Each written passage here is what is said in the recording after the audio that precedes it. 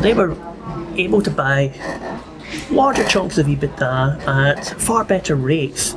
For consolidator market, as you've just said, is really key, especially in England and also in Scotland. They were actually getting far more money for their practices than they were previously. Your sales were sold independently to maybe an associate.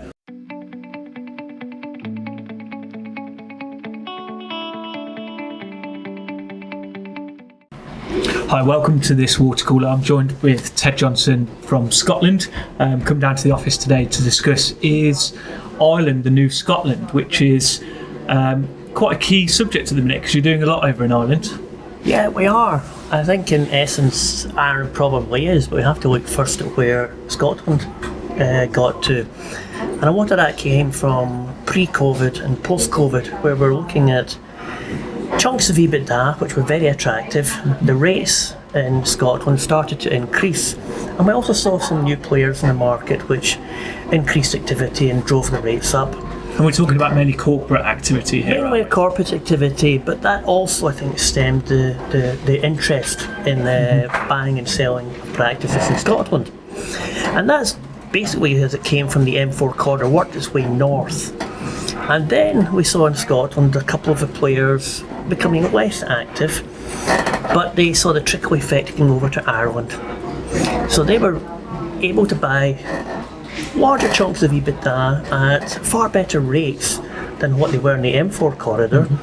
But the great thing for Ireland was they were actually getting far more money for their practices than they were previously, because of how they were being modelled.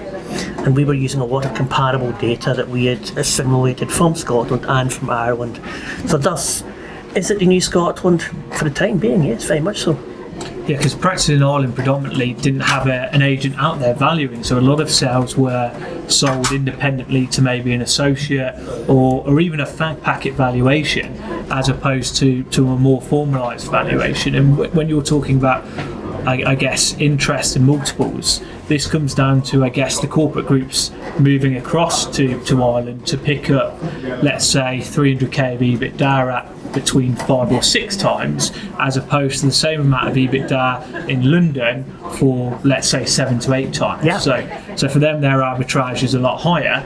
And of course, Ireland's a fully private market, or especially Southern Ireland is fully private, which has its advantages, and I guess private is where we're seeing a lot of these corporates move towards. Very much so, and a lot of the corporates have been dealing in the private anyway. It's an easy transition for them. We also are, and we talk about Ireland, I was talking about Ireland as a whole, but we also look at the north. And it has actually increased demand in the north as well, and a knock-on effect, which is fantastic. So yeah, all in all, it's a win-win for the Irish at the moment. And then talk about Scotland. So obviously we deal with independent and corporate deals, but I know especially recently there's been a lot of independent activity in Scotland. So how do we see the current Scottish market? The Scottish market has stagnated slightly in the sense that we don't have as many of the corporate players actively buying at the moment. There are one or two of the mini consolidators who are using this as a great opportunity, which is fantastic. But what we are seeing is individuals now seeing an opportunity for practices coming onto the market.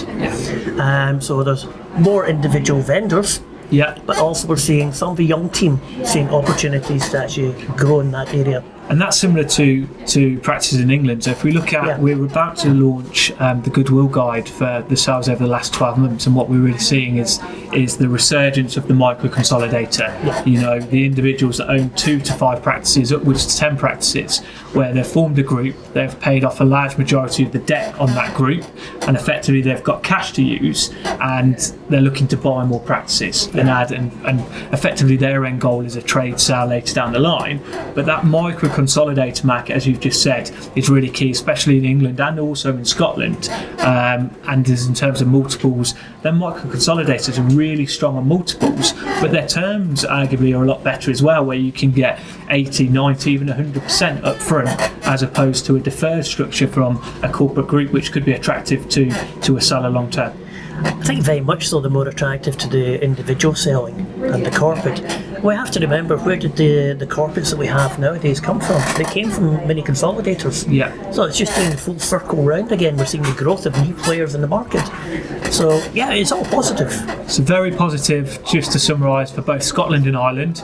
Ireland now has an agent who's actively busy in Ireland, meaning that we can achieve multiples that previously were unheard of when I think a lot of sellers out there were basically being valued on a very low percentage of turnover basis, i.e. the metric that, or the valuation methodology that was used 10 years ago, as opposed to rewarding profitable practices. So overall, positive for both. Of course, if you've got a practice in Scotland or in Ireland, please get in touch with Dental Elite, and specifically Ted, who manages them two areas, and we look forward to putting together a valuation for you. And thanks again for listening, and thanks Ted for coming down from Scotland to discuss this in a bit more detail. Thank you, Phil. Cheers.